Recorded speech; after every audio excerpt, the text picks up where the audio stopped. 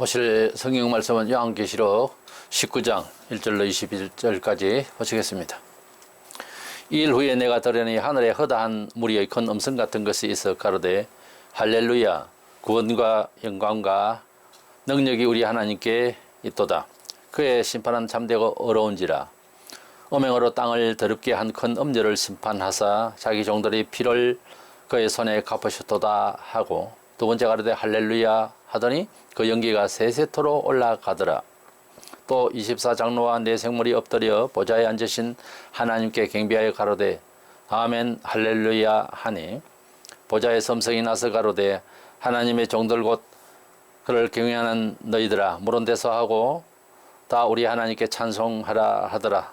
또 내가 들으니 허다한 무리의 음성도 같고 많은 물소리도 같고 큰 내성도 같아서 가로되 할렐루야, 주 우리 하나님 곧 전능하신 이가 통치하시도다.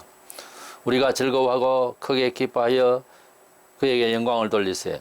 어린 양의 혼인 기약이 이르렀고 그 아내가 예비하였으니 그에게 허락하사 빛나고 깨끗한 세마포를 입게 하셨은즉 이 세마포는 성도들의 옳은 행실이로다 하더라.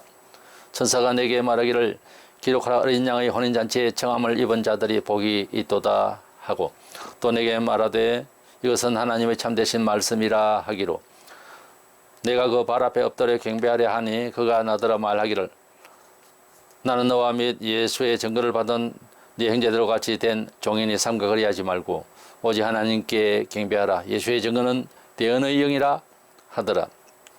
또 내가 하늘이 열린 것을 보니 보라, 백마와 단자가 있으니 그 이름은 충신과 진실이라. 그가 공의로 심판하며 싸우더라. 건이 불꽃 같고 그머리에 앉은 멸류관이 있고 또 이름 쓴 것이 하나가 있으니 자기밖에 아는 자가 없고, 또 그가 피 뿌린 옷을 입었는데 그 이름은 하나님의 말씀이라 칭하더라. 하늘에 있는 군대들이 희고 깨끗한 세마포를 입고 백마를 타고 그를 따르더라. 그의 입에서 이한 금이 나오니 그것으로 만국을 치게 했고 친히 저희를 철장으로 다스리며 또 친히 하나님 곧 전능하신 이의 맹렬한 진노의 포도주 틀을 밟겠고, 그 옷과 그 다리에 이름 쓴 것이 있으니 만왕의 왕이요 만주의 주라 하였더라. 또 내가 보니 한 천사가 해에 서서 공중에 나는 모든 새를 향하여 큰 음성으로 외쳐 가로되 와서 하나님의 큰 잔치에 모여 왕들의 고기와 장군들의 고기와 장사들의 고기와 말들과 그 탄 자들의 고기와 자유한 자들이나 종들이나 물은 대소하고 모든 자의 고기를 먹으라 하더라. 또 내가 봄에 큰 짐승과 땅의 임금들과 그 군대들이 모여 그 말탄 자와 그의 군대로 더불어 전쟁을 일으키다가 짐승이 잡히고 그 앞에서 이적을 행하던 거짓 선지자도 함께 잡혔으니 이는 짐승의 표를 받고 그의 우상에게 경배하던 자들을 이적으로 미혹하던 자라.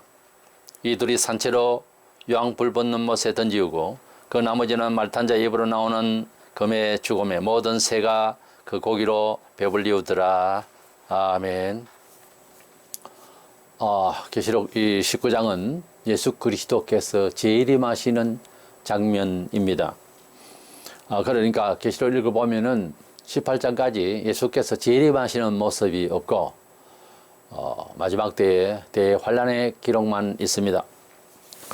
이 19장에서 예수님께서 재림하셨기 때문에 그 전에 성도들이 부활을 받아서 휴거를 했다는 등 하는 추측이나 또 억지 해석은 용납될 수가 없습니다. 주님께서 재림하시는 모습은 너무나도 큰 사건이고 마지막 사건이기 때문에 그것을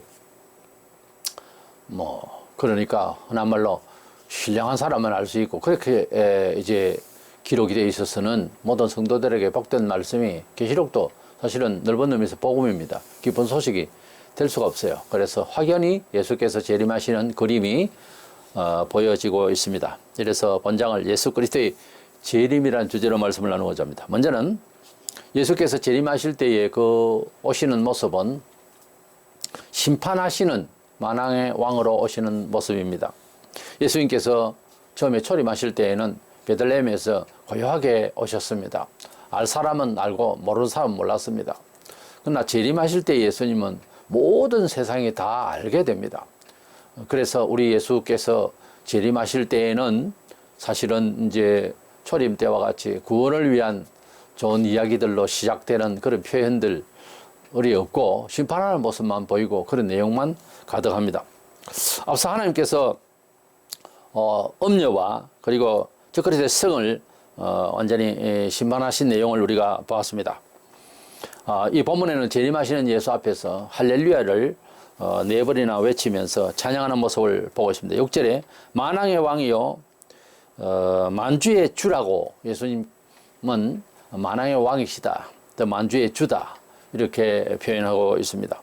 우리 예수께서 재림하실 때에 여러 종교와 또 여러 그 걔네들을 가지고 하나님을 비방하거나 또는 우리 기독교를 일반 종교화했던 모든 입술들이 다 입이 막히고 만주의 주 만왕의 왕으로 예수님을 인식할 수밖에 없는 지경이 될 것입니다.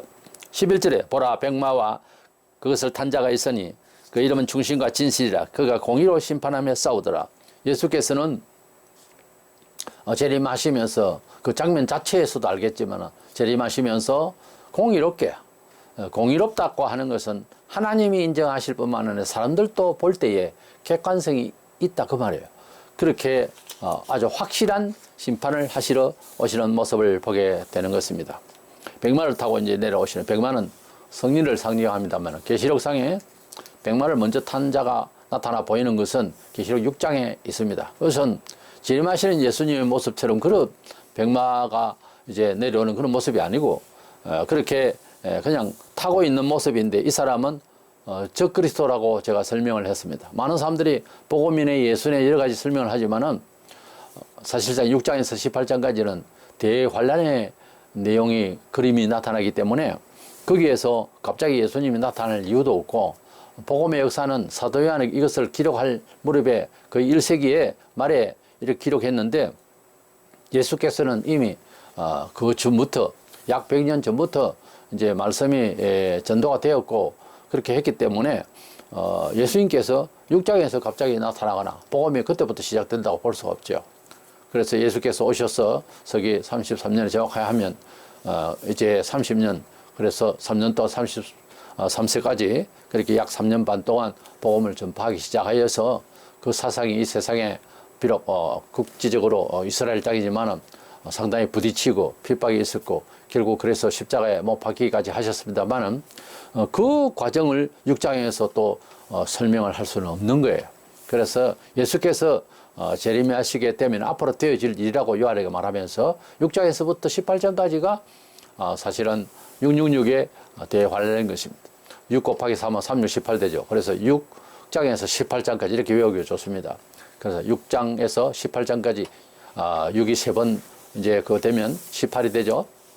그래서 6장에서 18장까지가 적그리스도의 대환란의 내용이다, 그렇게 보고 첫 번째 백말탄자가 6장에 나타나는 이 처음에 나타나는 것은 예수가 아니고 이제 적그리스도다, 이렇게 보시면 아주 쉽게 풀이가 될 것입니다. 본장 19장은 모든 환란이 다 끝나고 핍박도 없고 이제 예수께서 직접 내려오셔서 심판을 하시는 장면이고 예수의 재림이 되겠습니다. 12절에 그 눈은 불꽃 같고 그 머리에는 많은 면류관들이 있고 또 이름 쓴 것이 하나 있으니 자기밖에 아는 자가 없더라. 그래서 눈이 불꽃 같다라고 하는 것은 꿰뚫어 본다, 정확하게 보신다, 또는 심판적으로 보신다, 이런 뜻도 되겠습니다. 이게 완전하게 심판을 지혜롭게 한다 이 말이에요. 그 머리에 많은 면류관이라고 번역되어 있습니다. 이것은 예수님이 그 영광을 말하는데 디아데마라고 되어 있습니다. 이것은 왕관을 뜻해요. 근데 적그리스도가 쓴 관은 이제 스테파노스라고 6장에 가면 그가 관을 쓰는 것은 그런 그 이제 전투를 하는, 그래서 전쟁을 해서 이기는 그런 보통 그 경기장에서 이제 1등을 하는 그런 우승자에게 주는 스테파노스를 말합니다. 이것은 이 면류관은 적그리스도가 쓴 면류관이었고 우리 예수님께서 이제 쓰고 계신 이 면류관은 디아데마라고, 이것은 왕관이라고 하는 말로서 번역이 됩니다. 13절에는 이 피 뿌리는 옷을 입었다 했는데 주님께서 우리에게 십자가에 돌아가심으로써 피를 흘려 돌아가신 과거 역사를 뚜렷하게 보여주는 것이고 그 이름은 하나님의 말씀이라 칭하였으니까 우리 예수님께서는 요한복음 1장 14절에 말씀이 육신이 되신 분이다. 인카네이션, 하나님의 말씀이 살아있는 말씀이 역사하시는 말씀이 육신을 입고 오신 분이 예수님입니다. 신비로운 설명이죠. 그래서 우리 예수님께서는 본체적으로 진리로 그 영혼을 가지시고 진리가 육신을 입고 오신 분이다. 이렇게 되겠습니다. 물론 명분상 하나님의 아들로서 오신 분이죠. 인격적으로는. 그래서 이분이 진리로 오셨다는 말은 아레데이라고 하는 진리라 진실이라 하는 말은 원래 참되다 그 말이에요. 그러니까 우리 예수님의 심판은 참되게 심판하시러 오셨다. 우리가 읽고 듣고 했던 그 말씀의 진실대로 그 말씀의 진리대로 심판을 오셨다 그 말입니다. 요한복음 12장 48절에 나를 저버리고 내 말을 받지 아니하는 자를 심판하실 이가 있으니 곧 내가 한 그 말이 마지막 날에 그를 심판하리라 그랬습니다. 과연 주님께서는 바로 말씀으로 진리로 이렇게 심판을 오시더라고 하신 이 표현은 요한복음 12장 48절에 말한 대로 마지막 날에 우리를 심판할 내용 자체가 뭐냐? 이미 말씀하신 그 말씀대로 심판하게 될 것이다. 때문에 우리가 하나님 말씀을 애독하고 하나님 말씀을 잘 깨닫고 하면은 나와 세상을 잘 분별해서 구별되게 하나님의 뜻이 무엇이며 또 어떻게 내가 추구해야 되고 어떻게 행동을 옮겨야 될 것이가 이미 말씀에 다 되어 있고 또 우리가 사람을 판단할 때 인정으로 하면 안 되고 하나님 말씀에 냉정하게 그 냉정하다는 말은 우리의 생각을 우리의 경험적 지식을 가감하지 말고 하나님 말씀하신 대로 세상을 이해하고 상대를 이해하고 교회를 이야기하고 그리고 사회를 이해하려고 할 때에 정확하다고 말해요. 그래서 심판하라는 뜻이 다르고 지금은 다르고 그렇게 막무가내 주묵국식으로 생각하면서 신앙생활을 하는 것이 아닙니다. 죽어봐야 알겠다는 도 그건 아직 구원 못 받은 사람 이야기예요. 심판은 우리가 그것을 약간 미리 선결하고 성화되기 위해서 교회의 권직이라는 게 있어요. 하나님께서 이 세상에서 예수께서 오셔서 심판하실 예수님 아들에게 모든 심판을 맡기셨는데 그때 공의로운 아주 디테일하게 정확하게 심판하실 그 심판을 본받아서 미리 우리 성화를 위해서 집행하는 그 법은 세상에 하나도 없고 교회법입니다. 그래서 세상법보다 교회법에 더 두려워해야 되는 거예요. 원칙은. 진짜 법은 성경이에요. 그래서 하나님의 말씀이 얼마나 중요한가를 미리 알고 우리 심판날에 모면할 수 있는 예수 믿으면은 어렵게 취한다. 그렇게 봐주겠다. 이거 바로 성경의 법이거든요. 그래서 하나님 말씀의 법에 내가 고백하고 양심을 가지고 이해하고 받아들이고 있느냐. 이것이 바로 심판받는 날에 있을 일입니다. 불신자들이 그날 심판받는 것은 지금 하나님 말씀을 벗어났기 때문에 벌써 심판을 받은 것이라 요한복음 3장에 그렇게 말씀하셨거든요. 저들이 심판받은 것은 빛으로 오지 아니하고 어둠 속으로 계속 간다. 그게 지금 심판받은 모습이다. 심판을 받았을 때 일어나는 생활의 모든 정세는 뭘까요? 고통과 번뇌와 허무와 사망이죠. 그렇잖아요, 세상에. 꼭 그날 가야 심판에 대해서 뭐 현실감이 있을 것이다. 아니요. 지금도 이미 세상이 갈수록 지옥 같은 세상이 될 것입니다. 오늘날 우리가 저도 내년이면 70인데 세월을 살아보니까 10년 전이 다르고 30년 전이 다르고 얼마나 많은 변화가 있습니까? 급속도로 더러워지고 아주 인륜이 파괴되고 엉망입니다, 세상에. 뭐 그것을 뭐 규탄하고 어떻게 떠든다고 해서 국회에 가서 어떤 법을 뭐 어떻게 바르게 해달라고 규탄을 할 만한 것은 해야 되겠지만은 그래 하면 조금 늦어진다는 것이지 타락과 절망과 세상의 어두움과 심판이 그러나 완벽하게 안 돼요. 세상의 법으로 안 된다니까. 법으로 정해놨다 해서 국가법을 지키나요? 사실은 안 지키고 뭐 유전무죄가 되고 얼마나 우습습니까? 이래서 우리는 믿을 자는 예수, 우리는 따를 법은 하나님의 말씀인 법을 따르고 그렇게 살아가야 할 줄로 믿습니다. 14절에 하늘에 있는 군대가 희고 깨끗한 세마포 옷을 입고 백마를 타고 주님을 따라더라 했는데 이것은 주님이 공중에 재림을 하실 때에 우리 성도들이 죽은 자가 먼저 일어나고 갑자기 살아있는 우리 성도들 불신자들 그대로 있고요. 우리도 부활 변화해서 아무리 가만히 있을 거예요. 오세요. 우리 여기 서 있을 테니까 그렇게 할 수는 없잖아요. 주님을 맞이하러 공중에 올라가자 우리들은 이제 부활 변화된 몸으로서 빛나게 될 것입니다. 그때부터. 그 몸으로 우리가 승리의 개가를 부르면서 주님과 함께 내려오는 장면을 말하고 있습니다. 8절에 그에게 빛나고 깨끗한 세마포 옷을 입도록 허락하셨으니 이 세마포 옷은 성도들의 옳은 행실이로다. 그래서 우리가 뭐 옳은 행실이라 해봤자 뭐 얼마나 옳고 제대로 깨끗하게 했습니까? 그 세마포 옷처럼.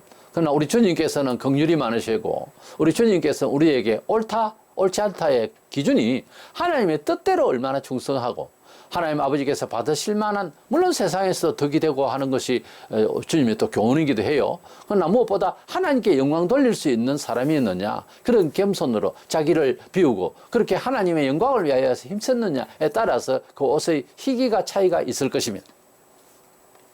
이래서 예수님께서 재림하실 때에 이렇게 우리 성도들이 부활 변화하게 될 것인데, 분명히 성경에는 예수께서 재림하실 때 우리가 부활 변화한다고 그랬어요.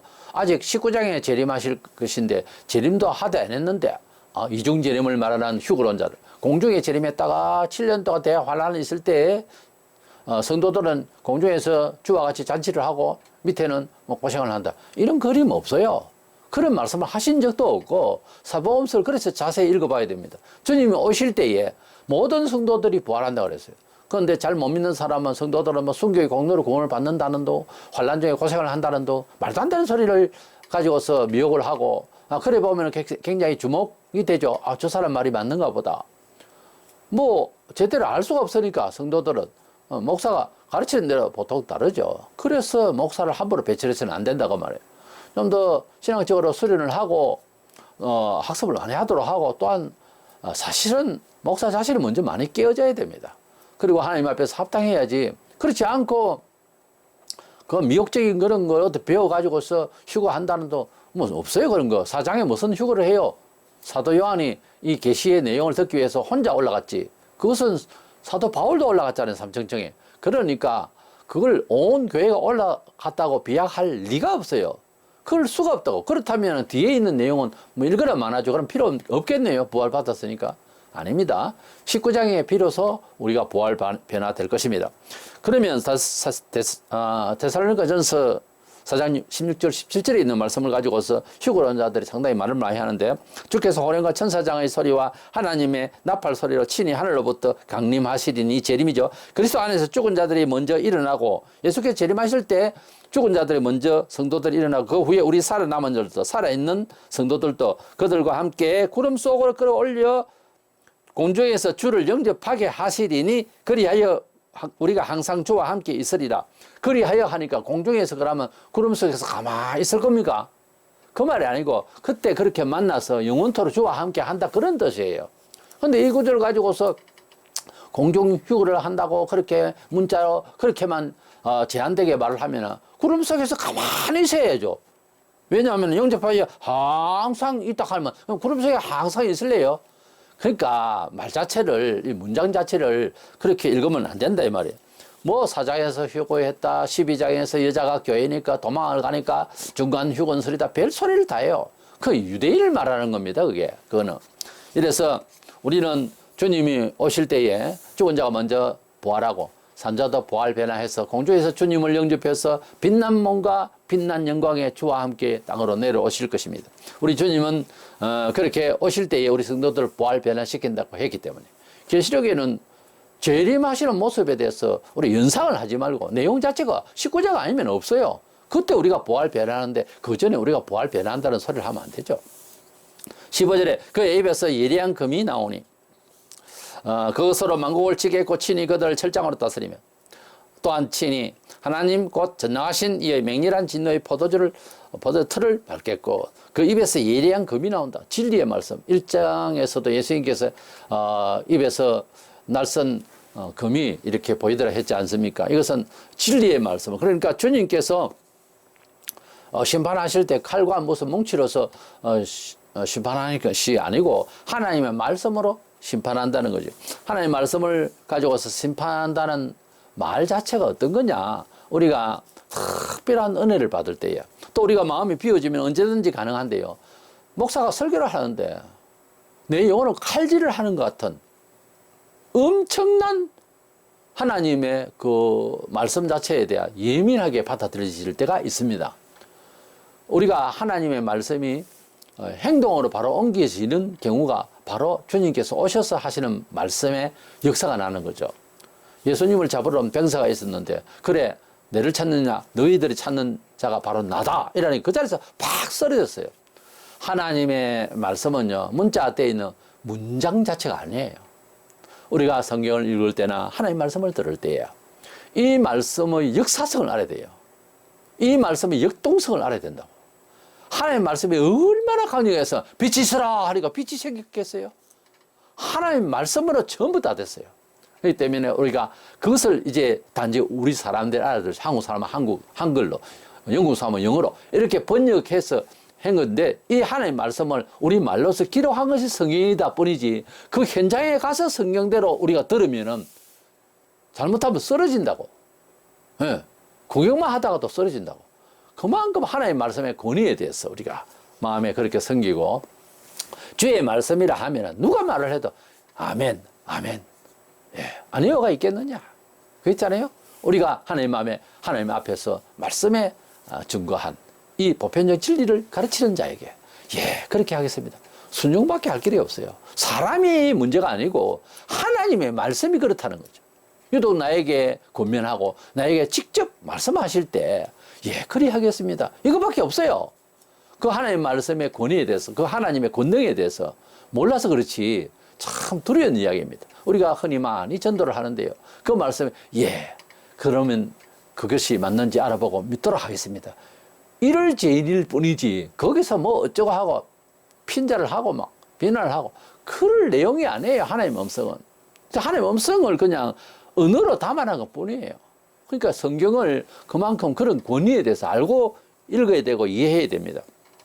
우리 예수님께는 우리 1장에서도 봤지만 16절에 좌우의 날선 검이 입에서 나온 걸 우리가 봤습니다. 철장으로 질그릇을 깨뜨리듯이 한다. 질그릇 뭐 철장을 때린다. 뭐 금방 부셔지죠. 주님의 그 심판은 그렇게 불가항적으로 심판이 임할 때에 뭐 거기에서 대항하고 사람들이 싸우고 안 될 겁니다. 이 얘기 자체가 안 되는 이야기예요. 예수님의 그 권세로, 말씀의 권세인데요, 그때 확실하게 말씀의 권세가 뭔지를 심판하실 때 보면 알 거예요. 천사를 동원시켜야 저놈 죽이라, 저놈 심판해. 그렇게 하는 것이 아니고 말씀으로 심판을 하시는데 그 위력을 알게 된다 그 말이에요. 예? 우리가 세상을 심판하실 주님의 그 권세는 바로 전능하신 주님의 능력이 되고, 전능하신 그리고 공의로우신 심판인 것을 그때 알게 될 것입니다. 그래서 그런 표현이 철장으로 다스리며, 그렇게 진노의 포도주 틀을 빨아요. 포도를 넣어가지고 큰 돌을 꼭 누질러서 그래서 즙을 짜내는데요, 완전히 박살을 낸다는 겁니다. 우리 그 주님이 지금이라도 원하시면 소돔 고모라를 멸망시키시던 하나님, 온 세상을 노예 때 물러서 심판하신 하나님, 바로 그런 무서운 심판이 마지막 때에 불러서 심판하시고 주님께서 말씀으로 심판하시게 될 것입니다. 두 번째, 우리 주님께서 오셔서 하시는 일인데요, 짐승과 거짓 선지자를 심판하시게 될 것입니다. 마지막 때 적그리스도 그리고 짐승과 거짓 선지자를 주 예수께서 친히 심판하시게 됩니다. 그들이 운영하고 그들이 가지고 있었던 성이 무너지고, 이제 큰 음료로 비교되는 세상 모든 종교의 통합의 어떤 아성도 다 무너지게 되고 했지만은, 이 장본인인 짐승인 적그리스도하고 그의 선지자는 아직 살아 있었어요. 이놈들을 잡습니다. 20절 21절에 짐승이 잡히고 적그리스도죠, 그 앞에 표적을 행하던 거짓 선지자도 함께 잡혔으니 이들이 산채로 유황불 붙는 못에 던져지고, 그 나머지는 말탄 자의 입으로부터 나오는 검의 죽음에 모든 새가 그들의 살로 배불리더라. 그때 이제 주님께서 이제 공중에서 이제 재림하실 때에 세상의 군대가 뭐 주님을 쏘고 뭐 어떻게 해보겠다고 하다가 다 박살이 나는 거죠.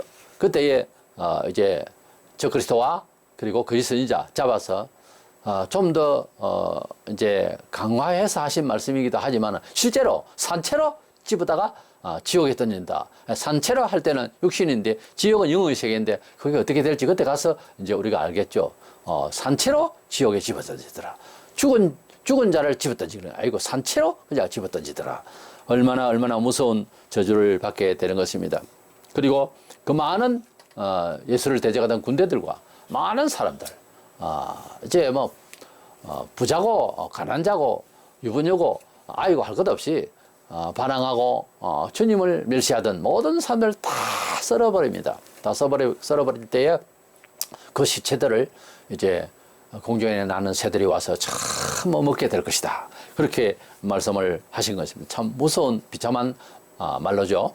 17절에 19절에 보면은 그래서 중심으로 성도를 괴롭혔던 자들이 주의 말씀으로 이제 다 심판을 받아서 공중의 새들의 먹잇감이 되는 걸 말씀하고 있습니다. 18절에는 왕들의 살과 장군들의 살과 장사들의 살과 말들과 그것들을 탄 자들의 살과 자유인들이나 종들이나 작은 자나 큰 자나 모든 자의 살을 먹으라 하더라 그랬습니다. 이스라엘 땅에 가끔씩 큰 때들이 많은데 메뚜기 때도 뭐 우리가 경험을 합니다만은 공중에 시커먼 무서운 아주 상한 고기도 먹는 시커먼 독수리들이 때를 이룬답니다. 그들이 와서 다 먹게 될 것이다. 마태복음 24장 28절에 보면은 죽음, 이거 시체를 말하죠. 우리가 글을 써 죽음자로 쓸 때는 죽음이 있는 곳에는 독수들이 모일 것이니라 이 말이 그 말입니다. 죽음, 이건 종말론을 말씀하실 때 이런 말씀을 주셨거든요. 많은 시체 위에 독수리들이 모일 것이다. 이렇게 말씀을 하신 말이 바로 18절에 있는 이 말씀입니다.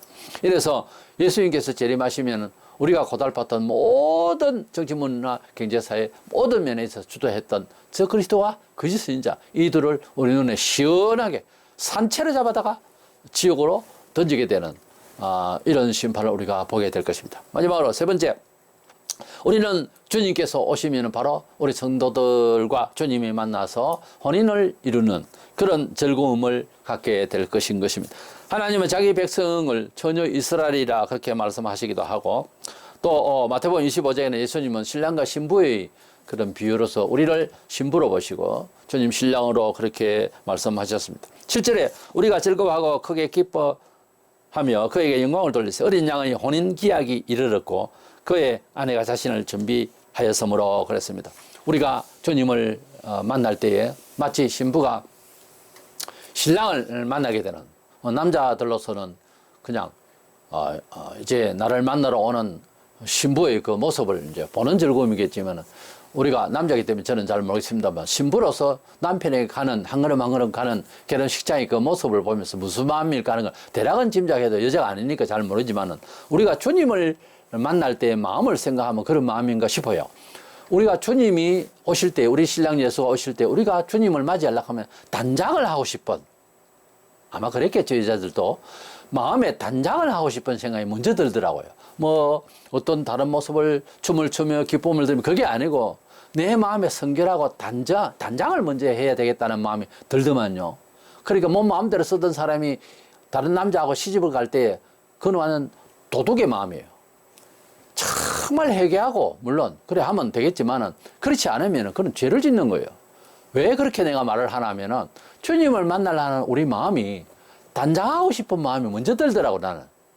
그래서 주님 앞에 성결, 주님을 만날 때에 내가 깨끗한 처녀와 같은 마음이 되겠다. 물론 우리가 우리 인생을 살면서 행적이 그렇지를 못해요. 그러나 주님의 보혈의 은혜로 다 씻음받고 깨끗한 정결한 마음이 되어서 오직 주님만 나의 남편이 된다고 하는 그런 간절한 심령으로 만날 수 있는 마음이 돼야지. 나는 불교도 좋다, 뭐도 좋다 하는 사람이 예수를 기다린다. 이 말이 안 되는 이야기예요.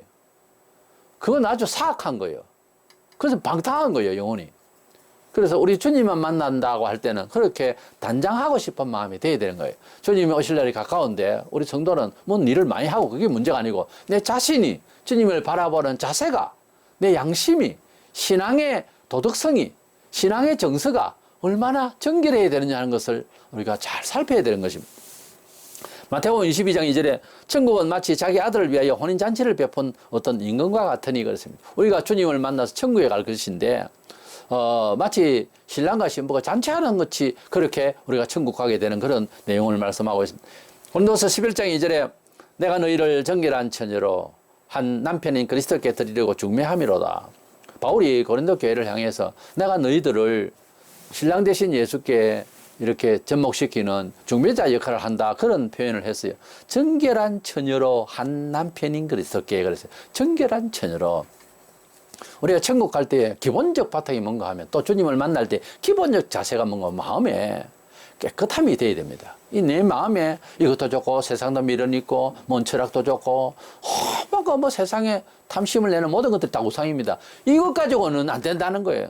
주님을 만날 때 정결해야 되는 거예요. 오직 예수, 당신만 있으면 좋아요. 당신뿐이에요. 이게 정말 주님께 적용이 돼야 되는 말이에요. 오직 당신뿐입니다. 당신 없이는 어떻게 살아요? 이렇게 표현을 우리가 할 수 있듯이 오직 주님께 당신의 사상 아니고는 당신의 통치 아니고는 당신에게 드릴 찬송 아니고는 무슨 노래가 있겠으며 무슨 철학이 있겠으며 무엇이 더 좋겠습니까? 이런 마음이 되어졌을 때 우리가 주님을 제대로 만날 수가 있는 것입니다. 신랑 대신 예수를 기다리는 신부는 어떤 사람인가? 5절에 하나님을 경외하는 사람으로 말하고 있어요.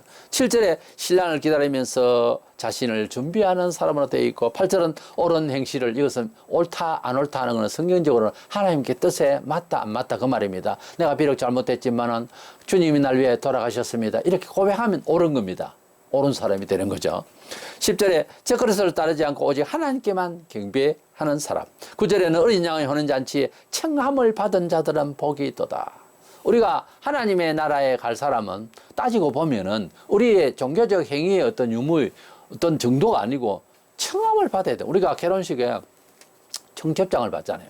그래서 어느 집에 누가 결혼을 하게 되거나 이 집에 누가 딸이 시집을 가게 됐구나 이렇게 이제 알게 되잖아요. 청첩장을 보내면 오세요 그 말이 아닙니까? 그래서 뭐 요즘은 인터넷으로도 하고 쪽지로도 보내고 하지만은 실제로는 이렇게 구두로 찾아가서 말하기도 하고 이렇게 이제 서면으로 이렇게 다 초청을 하게 돼요. 초청을 받아야 그게 이제 가능이 맞지. 초청도 안 했는데 그것도 옷도 더럽게 입고 밥 얻어 먹으러 간다. 이거 안 되는 이야기죠. 근데 가끔 그런 사람이 있다니까요.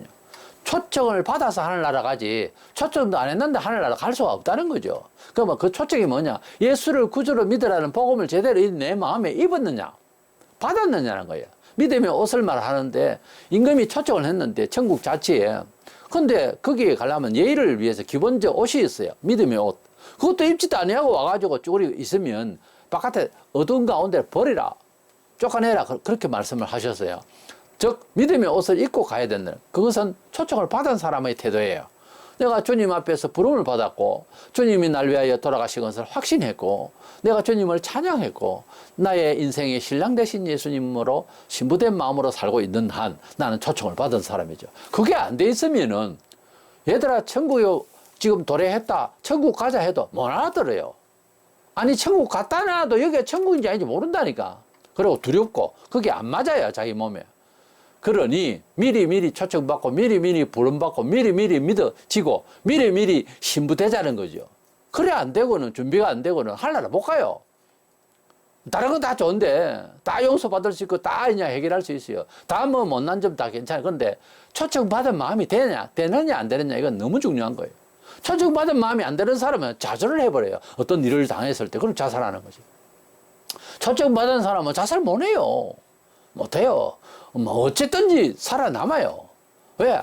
주님이 날 부른다 이거야. 일단 잘못한 거 알겠다 이거지.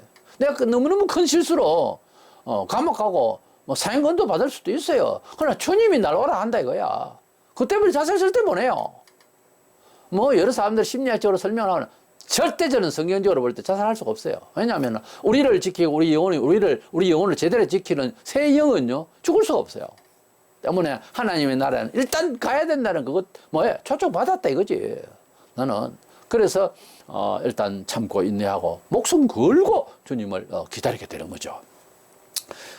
세상의 역사는 어떤 식으로 가든지 오늘 이 사회적 가치가 100년 전만 가면은 100년 전에는 우리가 특별히 유교 문화 때문에 매 맞을 일이 너무 많죠 이 사회가. 근데 세월이 이렇게 바뀌니까 모르죠. 사람이 그 시대에 그 지역에 맞는 가치관으로서 판단하지만 주님이 오시는 그날 판단은 공의로 와서 시대를 초월해서 모든 동양과 서양 할 것 없이 모든 사람들이 이해하고 인식하고 수백 년 전 사람이나 뭐나 모든 사람이 인식을 같이 할 수 있는 심판이 딱 되기 때문에 얼마나 지혜롭습니까? 그래서 사람이 말을 잘 해야 된다는 겁니다. 우리나라 말에는 말 한마디에 천장빛을 갑니다. 그런 말이 있죠.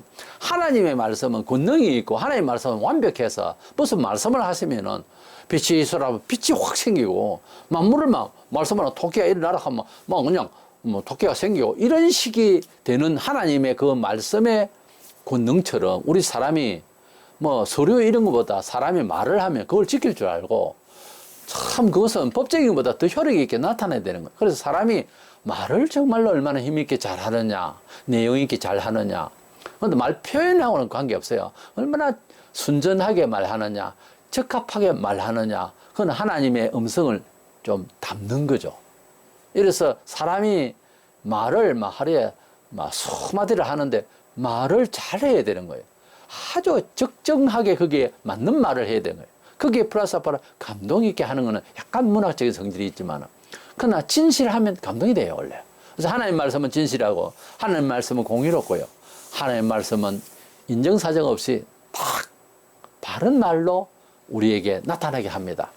바로 그것이 재림하실 때 우리 주님 우리 입으로 세상을 심판하실 말씀이거든요. 사실은 그 말씀이 문서로 문장 안에 기록된 게 성경이에요. 그러니 성경을 우리가 마지막 때에 심판하실 조문이다, 법문이다 생각하고 이 말씀을 너무너무 많이 사모하고 경건하게 받아들이고 확신하면서 하나님의 말씀 안에서 우리 주님을 기다리는, 그래서 그날 잔치와 같은, 그날 개념과 같은 그날을 기다리면서 모든 일에 제발 인내하고 너무 서둘르지 말고 주님을 사랑하면서 살아가는, 그래서 승리하는 저와 여러분 되시기를 주의 이름으로 축원합니다.